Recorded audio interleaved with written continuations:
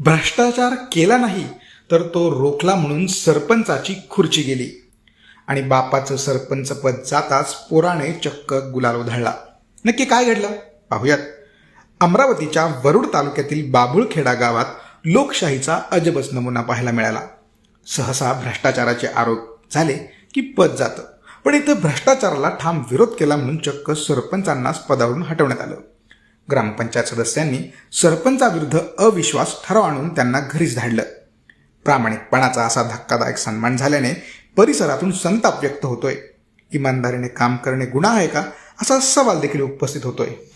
ग्रामपंचायतचे एक उपसरपंच 5 सदस्य यांनी माझ्यावर अविश्वास प्रकट केला.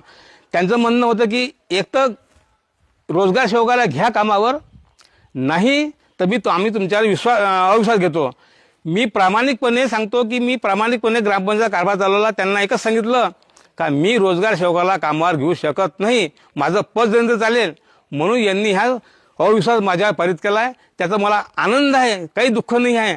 कारण का मी आज 3 वर्षापासून प्रामाणिकपणे ग्रामपंचायत कारभार चालवून आलो आहे. यांनी मला धमकी दिली, जर तू रोजगार सेवकाला कामावर घेशील नाही तर आम्ही तुझा अविश्वास घेतो. मी सरपंचाचा पद सोडायला तयार झालो, पण मी अशा खोटा कामाला बळी पडलो नाही.